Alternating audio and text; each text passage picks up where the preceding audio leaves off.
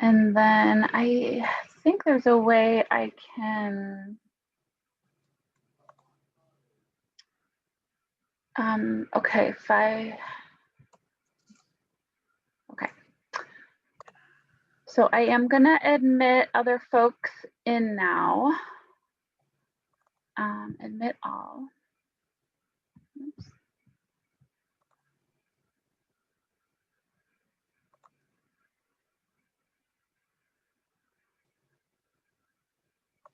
Oops.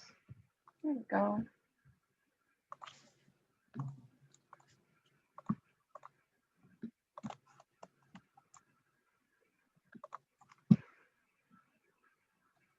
All right, welcome those of you who are just joining us. We're gonna just give it 1 minute to allow people to connect, and then we will get started.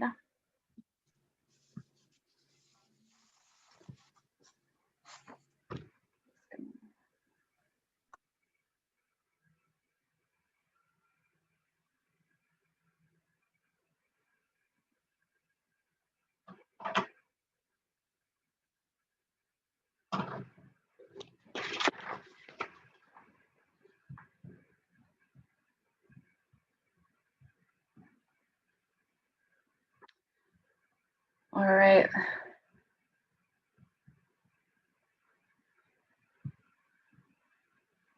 Okay, well, welcome to those of you out there. This is our first webinar of our membership webinar series. So there'll be a monthly webinar every month, the third Thursday of the month. So thank you for joining us. This is about how to conduct a materiality assessment. So I'm sure most of you know me. I'm Jessie Servio-Ortiz, the Managing Director of the Wisconsin Sustainable Business Council. And our mission is to advance sustainable principles and practices forward through the power of business. We do this through education, through helping businesses measure and improve their sustainability outcomes, and helping connect sustainability professionals and business leaders to each other. So we also have several programs.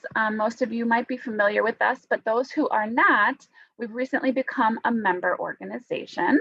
So that's very exciting. You can now join WSBC as a member. We have our Green Masters program, which is a benchmarking and assessment tool for businesses to see where they're at with sustainability and to get ideas about what they could be doing to improve in their businesses.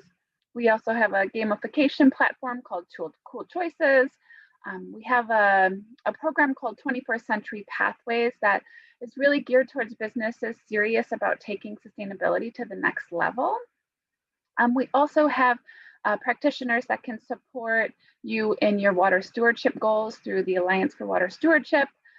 And we have people on staff that can help with the Sustainability Consortium, that's TSC as well. So since our membership model is new, I did just want to invite you, if you aren't currently a member, to consider joining our membership. You can join your business as a member, you can join as an individual, or affiliate organizations can join as well. And this is really the best way to take advantage of our core competencies as an organization, to connect with other leaders, to get education you or those inside your business might need to drive sustainability goals inside your organization. It's an opportunity to speak and co-host or co-organize events. And really we're helping equip you with tools and to develop skills so that you can enhance and improve your sustainability program or goals or credentials inside your organization. So I invite you to join us in membership. So today, again, we're talking about materiality. I'd like to welcome Laura Laux from Impro and Nicole Burney from ABB with us. Laura is, just gonna look at her bio here. So Laura is a sustainability specialist at Impro, where she works on corporate efficiency, product transparency, and employee engagement around sustainability. She went to Northland College and holds a degree in sustainable community development and is working on her master's at the University of Wisconsin in sustainable management. Laura is also on the board of Waukesha County Green Team, where she co-hosts their podcast, Greencast. So welcome, Laura. And Nicole is the Health, Safety, and Environmental Manager for ABB.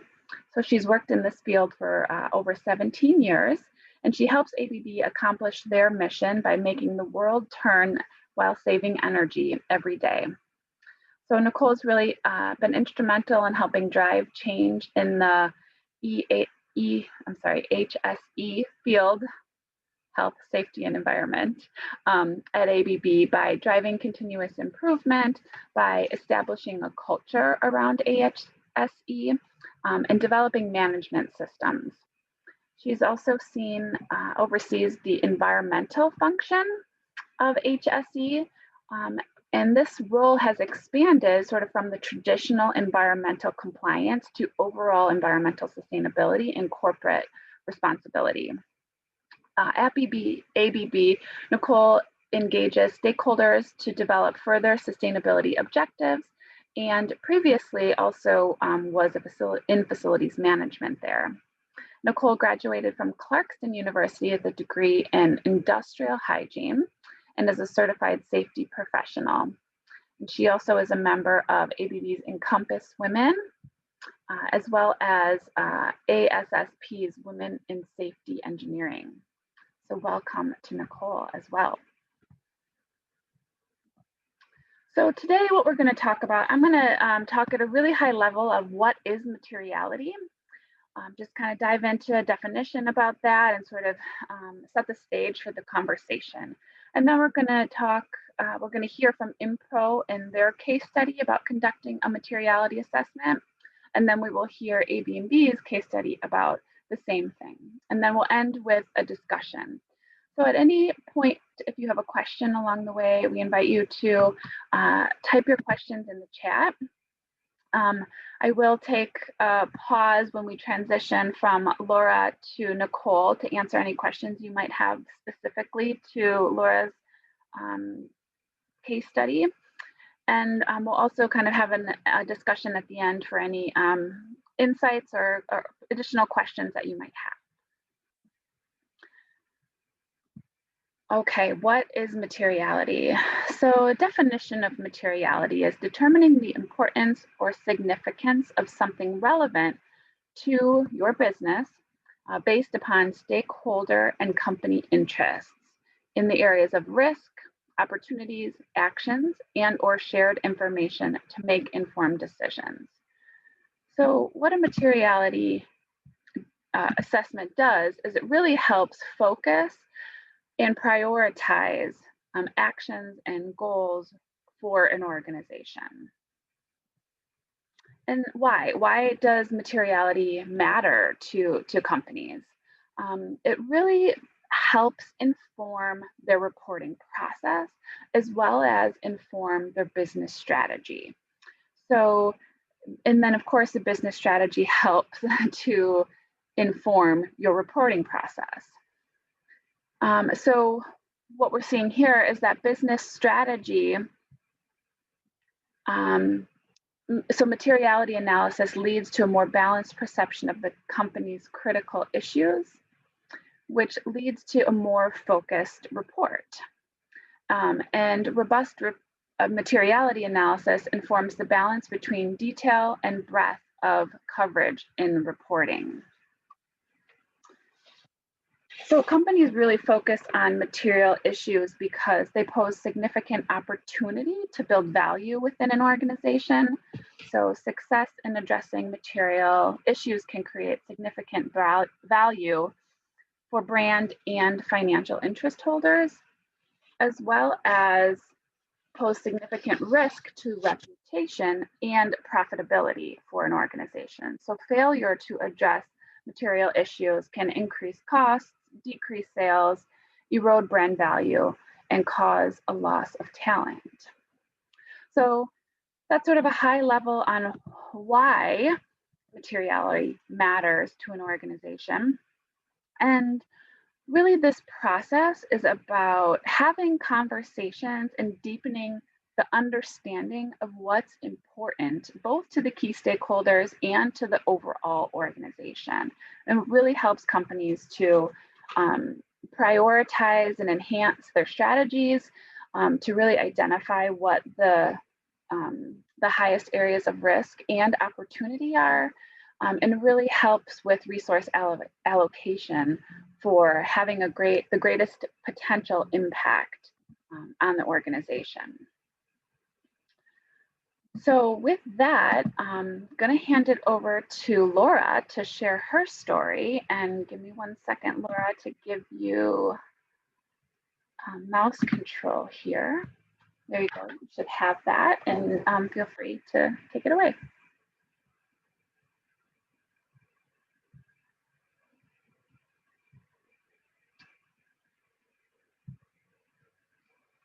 Okay, Laura, I think you're on mute.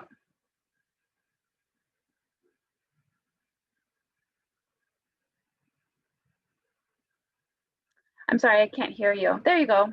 Okay, my control to unmute went away when you gave me control of the slide. Okay. Great, we can hear you. Can I go back a slide here now? There we go. Okay. Hi, everybody. I'm Laura. Yeah, I'm the sustainability specialist here at InPro.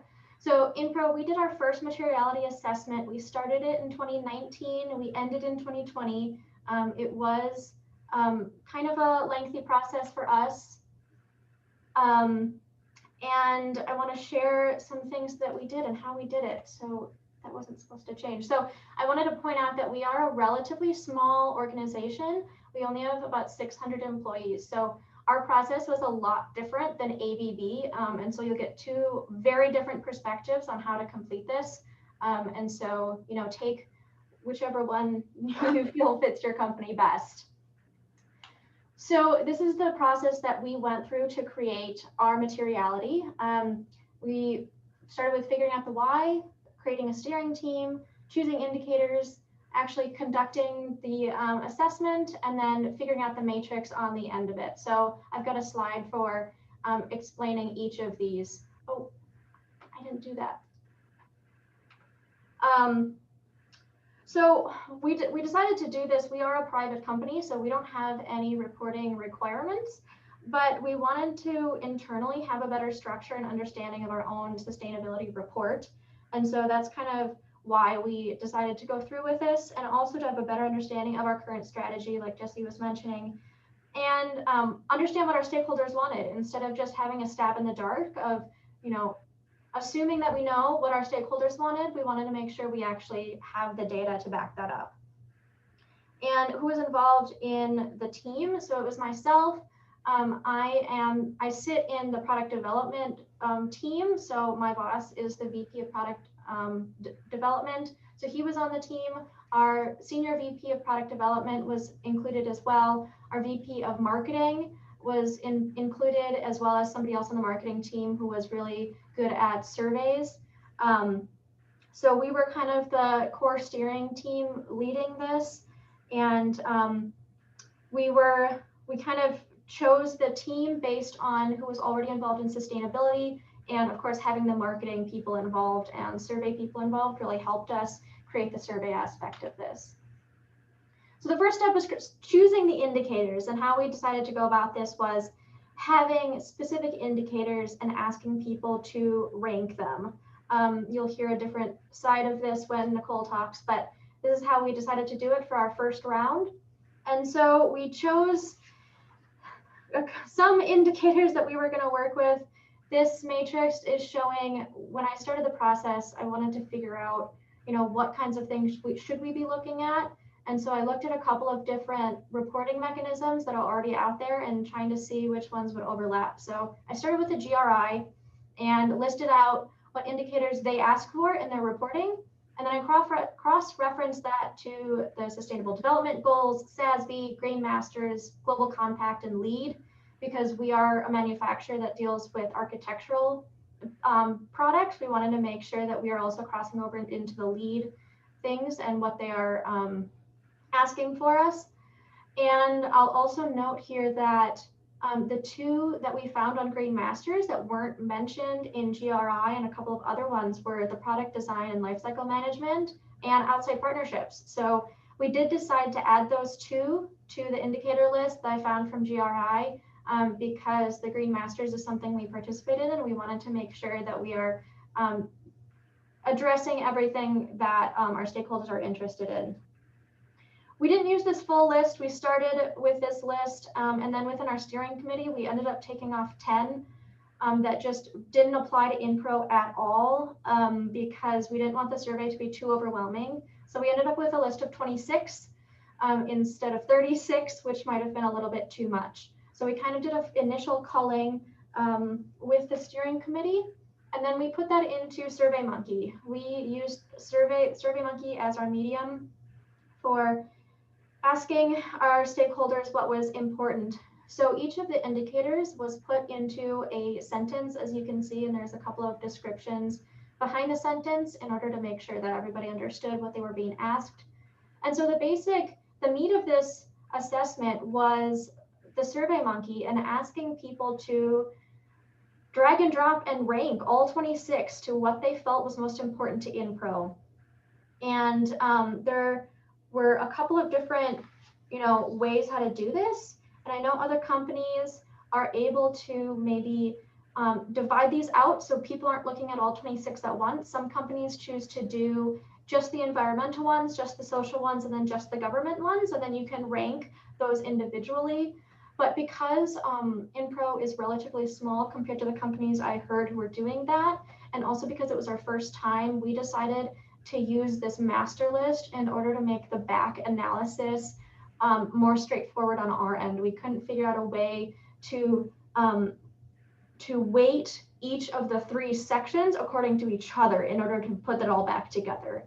So I'll touch on this at the end, but this was definitely one of the problems that we encountered was ranking a list of 26 indicators, especially for sustainability employees, is very, very difficult. Everybody thinks that everything is important and everybody wants everything to be number 1. And so going through the process for 26 was really daunting. And that's something that we're going to be focusing on next time is how to make this easier for people because it was a lot of work.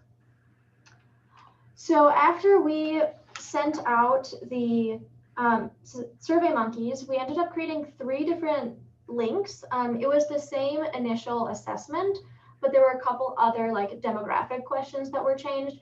We sent out 3 different links to our suppliers, our employees, and our customers.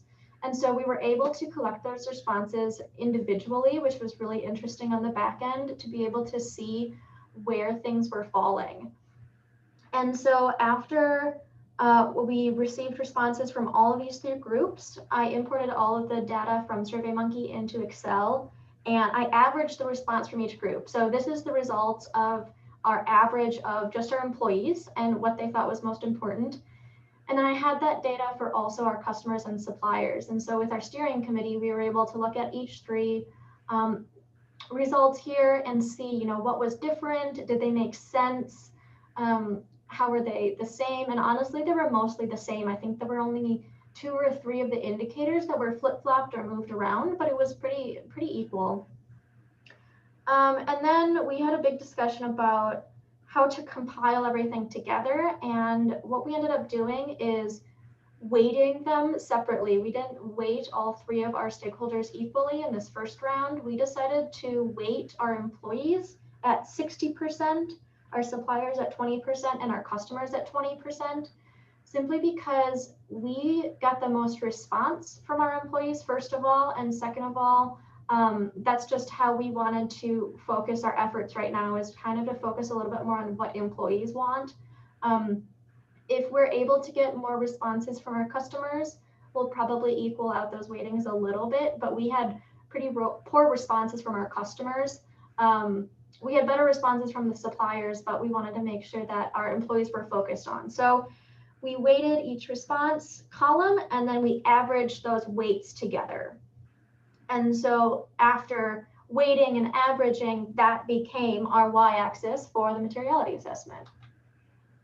So now you've got your y-axis, and now we had to go through how to create the x-axis. And we did this this one was relatively easier because this one, the x-axis has to do with what's important to Impro and what we can actually impact and influence. And so we just went through individually, and I sat down with this list and I thought about it in terms of what we're already doing at Impro, what we could be doing, low-hanging fruit, things like that. And I ranked them according to what we could impact and influence the most. So this one is sorted by that. So you can see I put waste at the top because that was kind of a goal already for us. We're always looking at energy, water, and materials. So those are next and on down the line. And so I kind of did that initial ranking as a draft and brought that to the steering committee, and they seemed pretty okay with that. I think we moved a couple of things around, but it was based on what we're already doing and the goals that we already have going on. So after that, that was a pretty simple task internally, and now you've got your x-axis. And so after that, you're able to put it all together and just see where things fall. And so you've got your X and Y, and we just graphed it out in Excel first and looked at it. After we were able to put this all together, we brought it back to the steering committee. And your last step is validation and just making sure that everything looks correct, everything makes sense to the committee and to the company. And so after we looked at this, there were actually a couple of things after this point that we also moved around. There were a couple of things in the watch category that we wanted to move up into the measure category. And so we moved a couple of things to make sure that it was exactly, reflected what we wanted to be focusing on. And the watch, measure, and act categories, those were kind of designated as natural breaks in the data. There's no real scientific way that we moved those apart. It was just kind of natural breaks that we found. And so the act in the top right are the things that Impro is going to be watching and actually working on and including in goals and strategies for the next couple of years. The measure category are things that we're going to be looking at and measuring, mostly in accordance with our ISO certification and other things that we already do, but they aren't necessarily going to be incorporated into goals. And then the watch category are things that didn't really fall into our actions, but we will keep watch on them for coming years. I will say before we move on that the final graph wasn't super surprising to us. It was kind of nice to see that everything that was important to Impro ended up being important to our stakeholders as well. And so the materials, water, energy, and waste, all those green dots up there, we're really focused on that. We've got, an EMS team with our ISO certification. And so we're focusing on that. We have goals along that line every year. We're super focused on employee education, lots of internal education programs at Impro. So that is already something that we're focusing on. And so it's really nice to be able to validate that and see what we're already doing well. So next, there we go.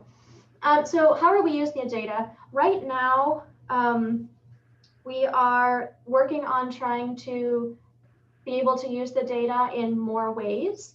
So after we figured out what it looked like in that matrix, I mapped out the top ACT indicators and I mapped them back to the sustainability development goals that they were coordinated with. So that's what this little chart is, all the SDGs that they're coordinated with.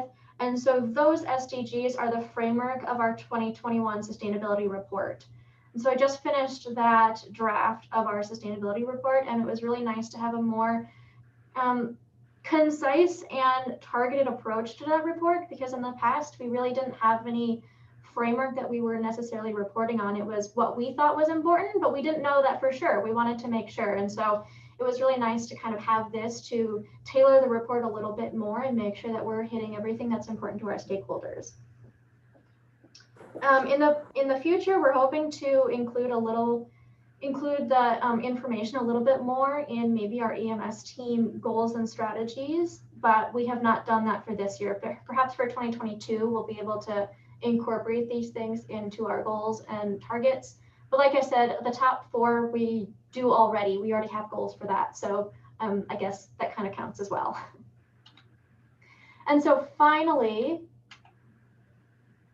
I don't know if I can, there we go. So finally, what would I do differently?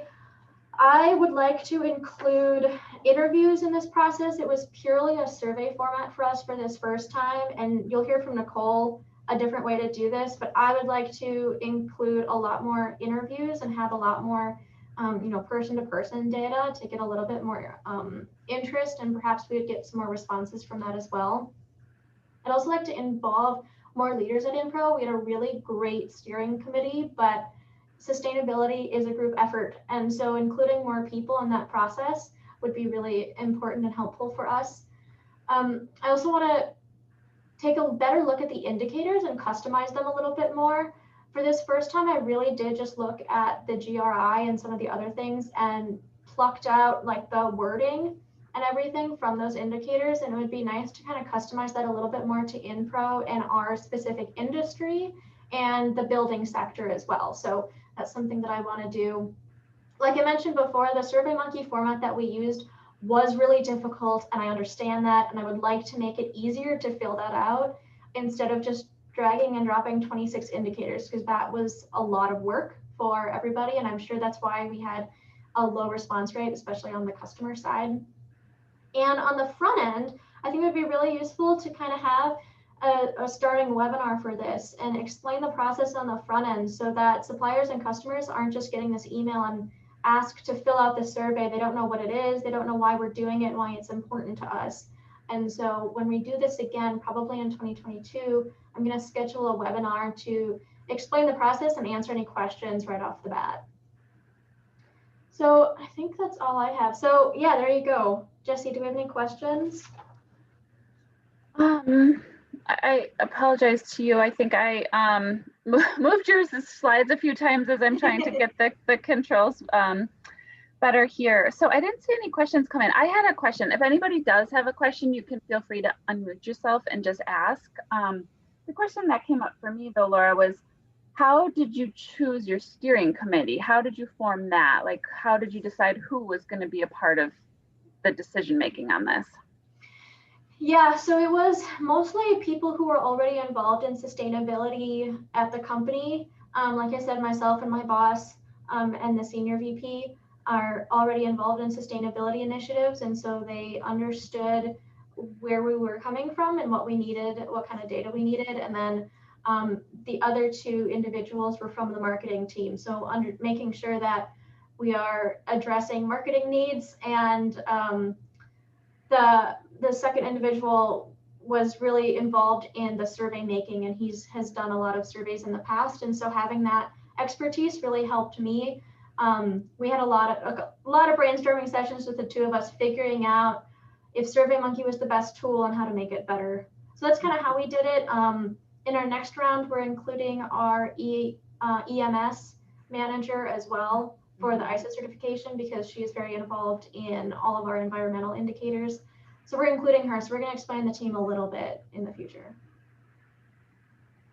Great. This is really great information, Laura. Thank you so much for walking us through your process.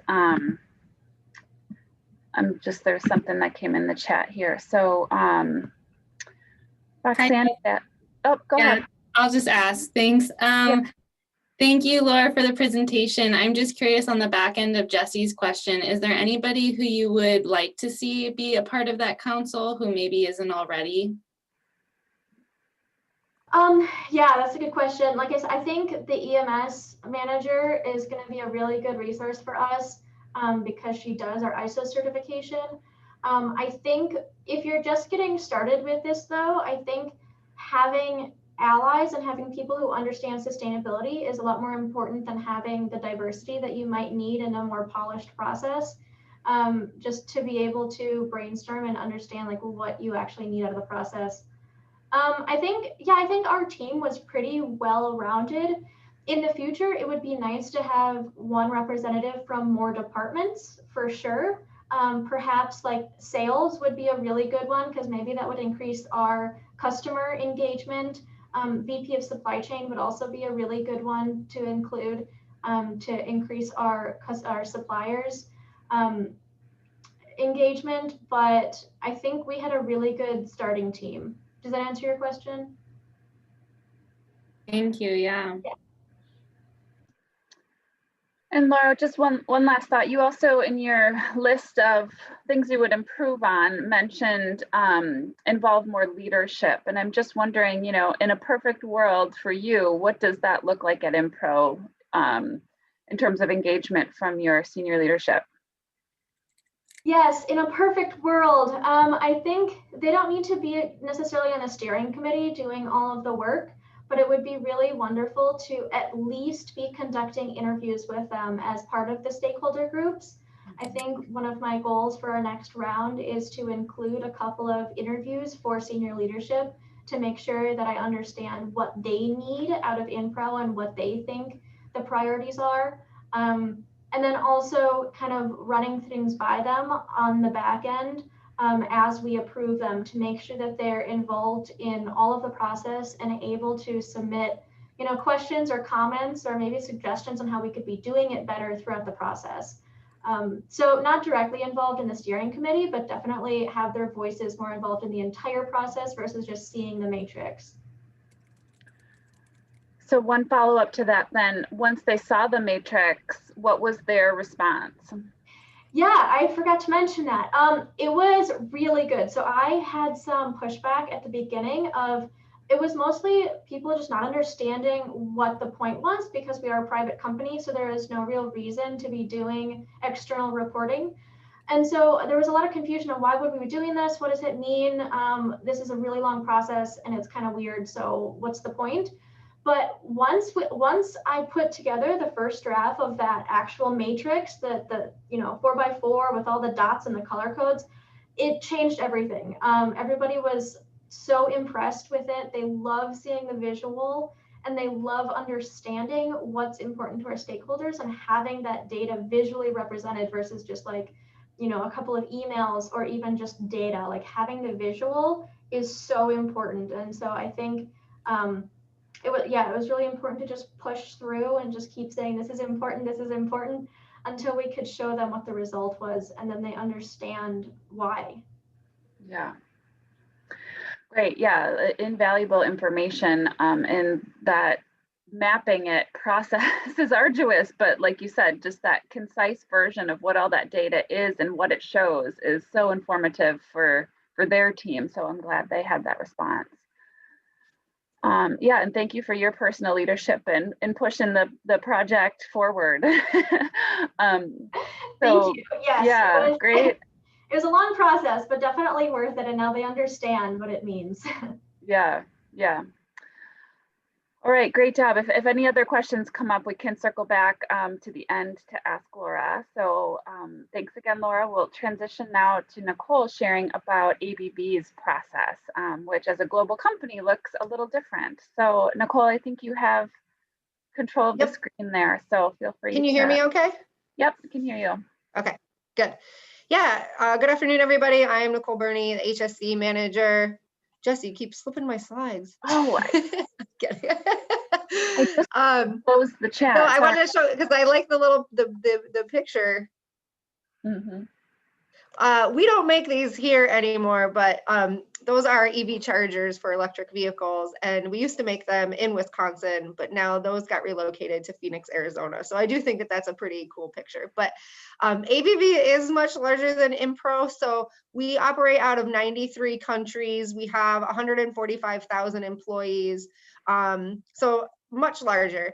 I am based in New Berlin, Wisconsin.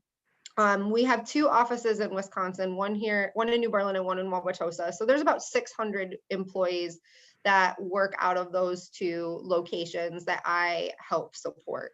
So I was just a very small piece of this whole big puzzle where Laura kind of oversaw the whole part of it. I just took a portion of it, but I am going to explain kind of the whole thing. Like Laura said, I just wasn't directly involved in some of the higher level decision-making things because this was really driven at a global level. So again, with ABB, I mentioned the EV chargers, but what we make here in Wisconsin are electrical drives.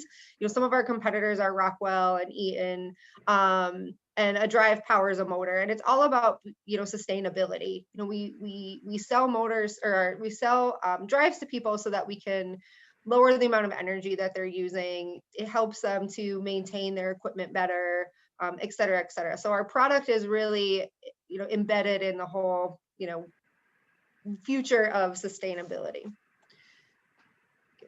So we went through a stakeholder engagement process like in 2013, and that was before I became a member of ABB, and that was to build the goals that would expire in 2020.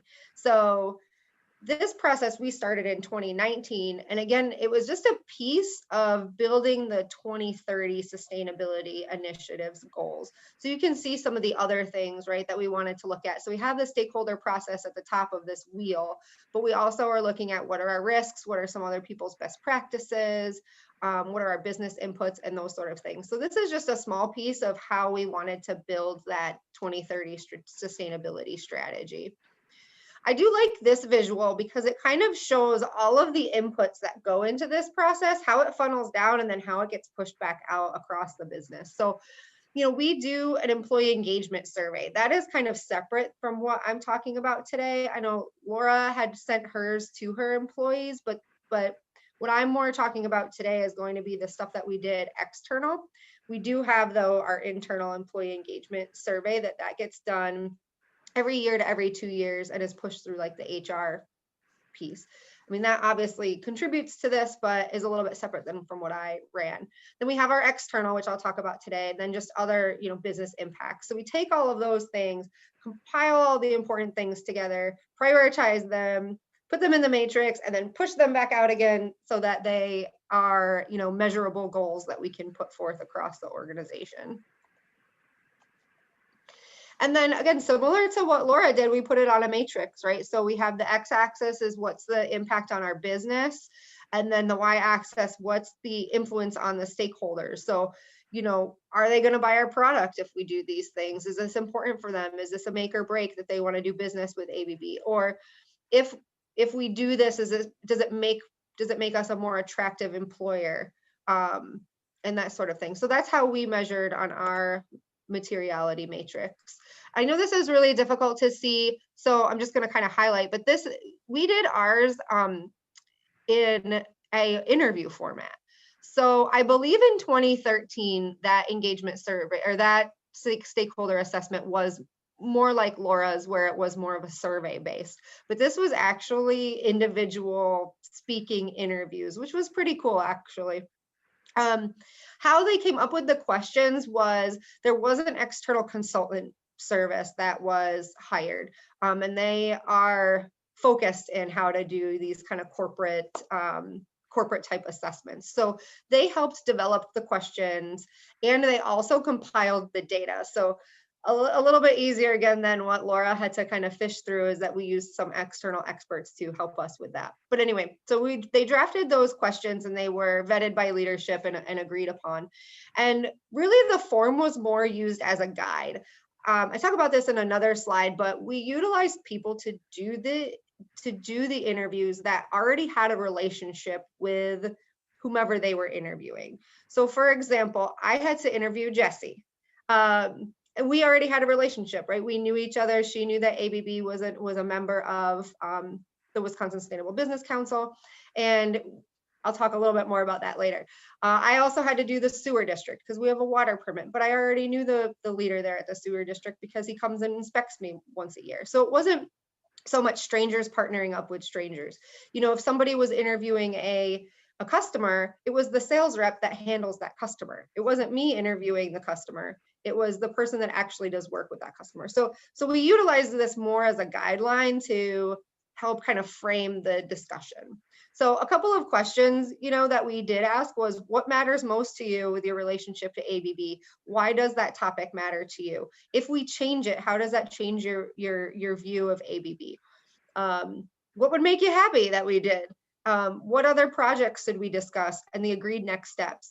And I really liked the agreed next steps because it made the interview really action-based. It wasn't just like, oh, what do you want us to do? Okay, see you later. It was, okay, what are we going to work on together then to meet your needs? And that was pretty cool. I have some, I'll talk about that a little bit more as well. So again, the stakeholder engagement, who did we interview? It was really everybody. And we came up with a giant list of names and whittled it down. So not necessarily every stakeholder that was identified was interviewed. We kind of did the stakeholder dump and looked at them based on risk, right? Like who would have the most impact on our business or on our community and things like that. Let's target those people. So I only had to do, I think I did 3 or 4 interviews out of the, 25 stakeholders I identified. So each group, didn't have to do every single one. We kind of, did that based on risk. But anyway, we looked at customers, suppliers, investors, the community, all sorts of people. I also interviewed the DNR. That was one. I think We Energies as well. And we incorporated everybody that was involved with those stakeholders. So myself as HSE, but also, supply chain, they would do the interviews for our suppliers. The sales team did the interviews for our customers. Engineering might have done that might have been some of our suppliers as well. So we really spread the actions across the organization, and it didn't just fall with one group. And actually, I kind of talked about that. So we did do interview training. So there was training ahead of time for how we were to conduct the interview, and how really just more of, if somebody said something, how would we get more information out of that? Really just how to do that discussion, and then how the conversation might flow.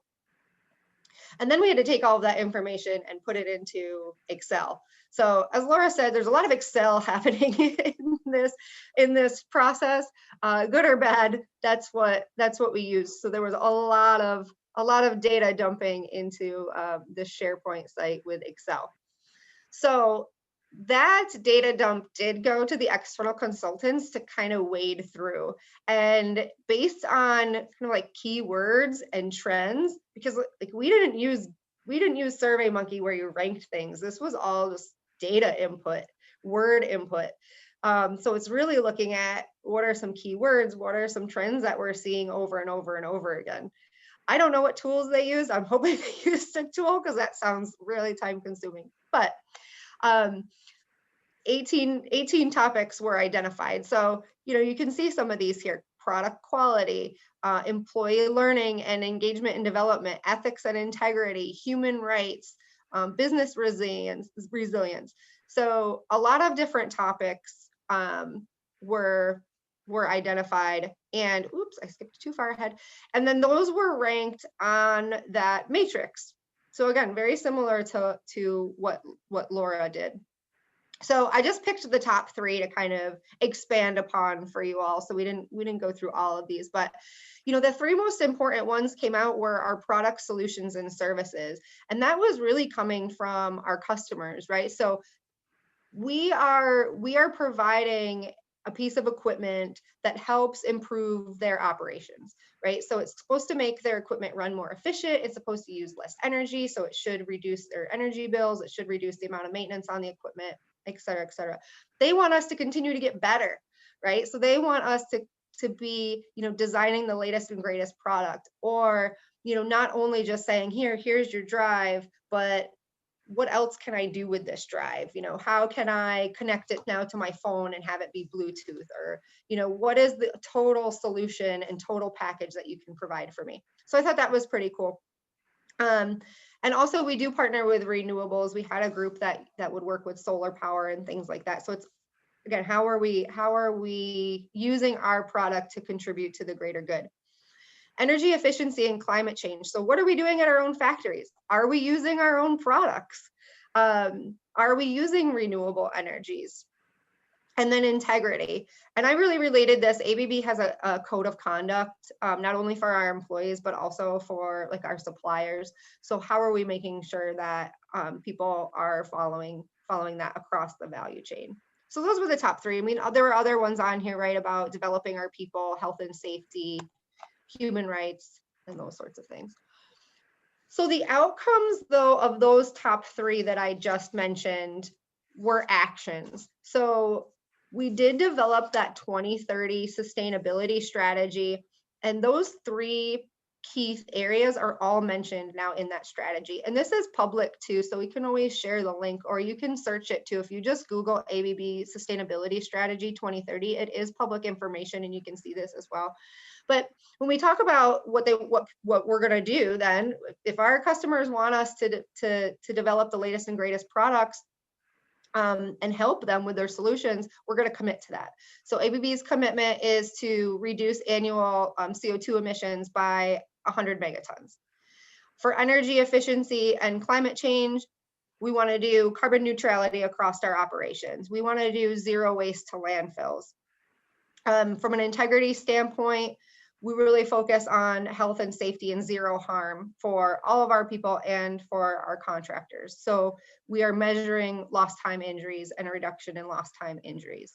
So these are really, really high level goals. But then these trickle down to each of our divisions, and then each division has to develop more specific goals. So for example, for the energy efficiency and climate change, my local organization, we just replaced all of our production lighting with LED. So that was one piece for us, that how we're going to help have a more sustainable overall operation. We are also investigating going landfill free. So like I said, it kind of trickles down into the business.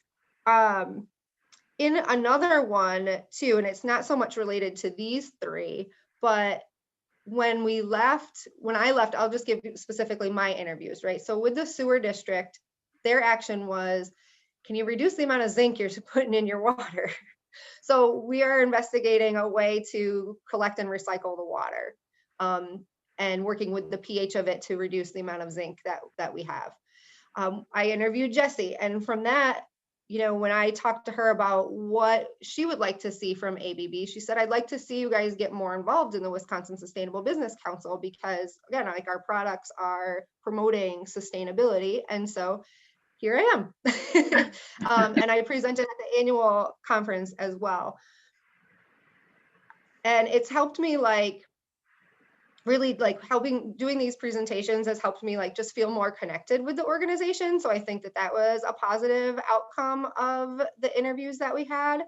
And it's helped me to be able to kind of share that connection across my organization as well. Like, I'm always sharing this stuff now out on LinkedIn and in our internal communications. And so I know that that's a minor thing. It's not really hitting the globe, but it's, those small little impacts that make a difference, not only with you individually, but like across your organization.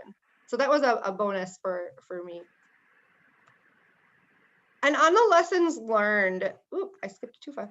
On the lessons learned, and I reached out to the global team on this one. They said that they wish they used a tool. So rather than just dumping everything in Excel, they wish they used some sort of a better measuring tool, because as you can see, there was a lot of responses. So there were 40,000 comments, 400 hours of interviews. That's just a lot to kind of weed through. So if we were to have done it different, that's how we would have done it. Personally, for me, and this is similar to what Laura said too, I would have liked to have seen more communication about this process in advance, and why we were doing it. So me as an interviewer, it's like, I just got an invite to go to an interview training. Okay, I go to the training, and then they say, oh, now you have to interview all these people. And I was like, what? Where is this coming from? I don't understand this. I did not plan for this year. It was just like the heads up wasn't there. So if I were to do this again, or if I were to plan this, I would start talking about it early and often, and make sure I'm letting those people that are going to be involved in the process know early and often that it's coming, so that it can be part of the strategic plan, not only of the global business, but of the local organizations as well. And we can really reserve that time for it. And honestly, when I was doing it, I didn't necessarily see the importance of it.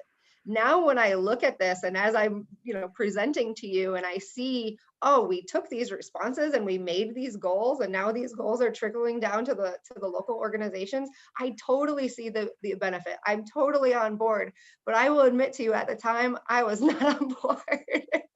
I did it because I had to do it. So, getting that awareness out, getting that desire out, it's all that, change management process when you're introducing something completely new to your organization, especially to the people that are going to be actively involved in it. That's it. Awesome. I think you did such a great job at sharing how this happened succinctly at a global scale, right down to your local responsibility in parts of it. So, and then just connecting it back to the why, right? Like we all kind of need to remember that we don't want to add extra work to add extra work, but that this is actually really important information in informing your both future strategy and your overall company's work plan and employees' work plans and your goals. So I think you really reiterated those messages. So Jenna did ask if you know who the firm that ABB hired was and if you would hire them again, so to speak. Not sure if you have that information directly. I don't have that information. That's a really good question though, and I can definitely follow up and I can send that information to you, Jessie. Okay. Great. Yeah, I can follow up with you, Jenna, then and pass that on as well. Are there any other questions? I think, let me see here. I did just want to, I know this process can be large and overwhelming.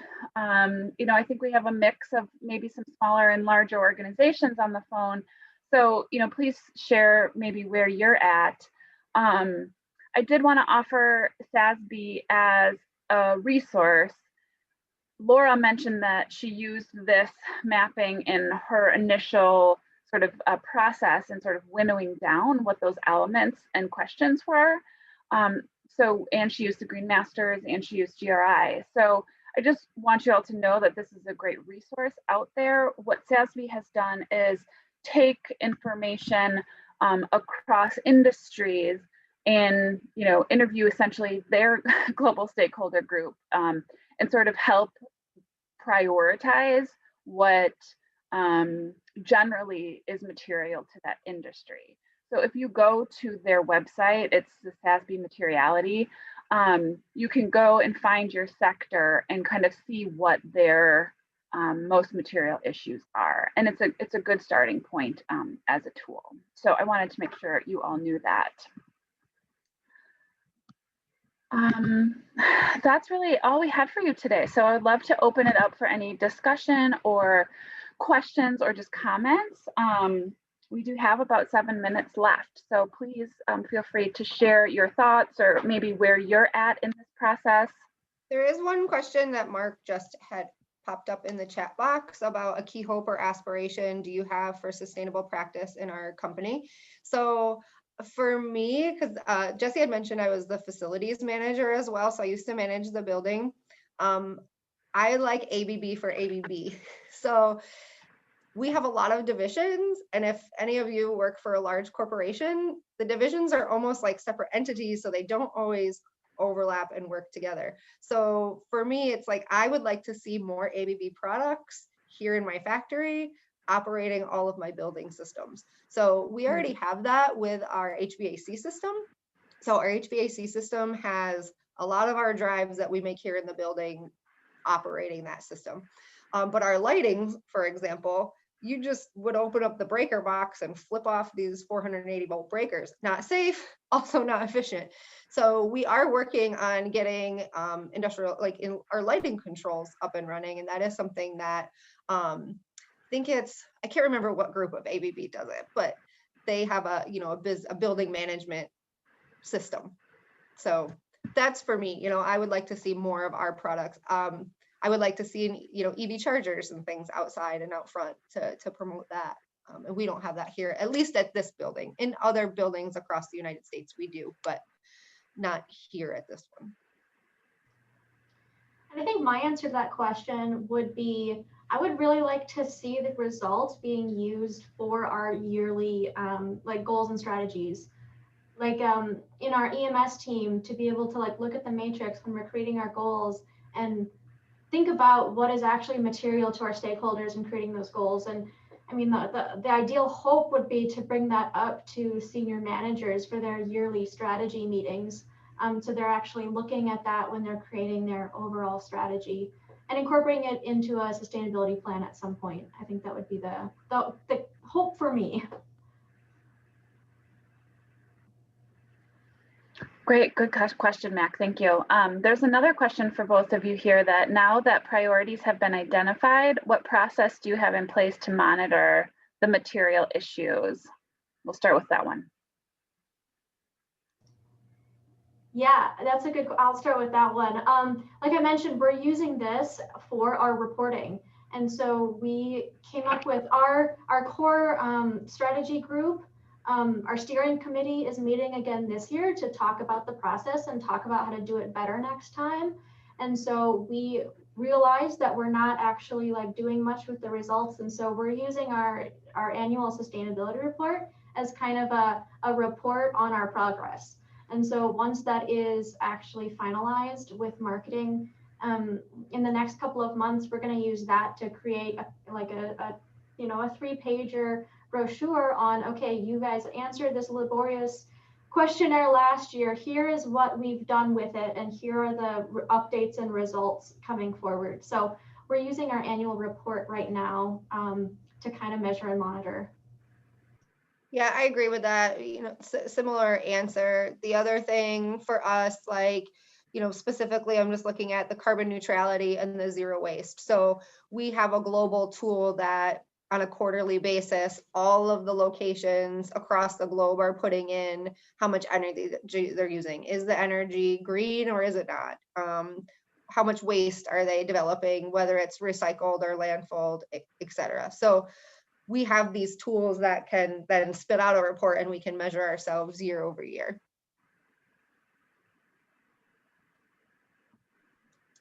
And then great. So Nathan is asking, I've heard that materiality isn't really strategy, it's just to decide what to include in your report. I think this is the opinion, or this opinion is because GRI is where we see the definitions and requirements for the materiality process.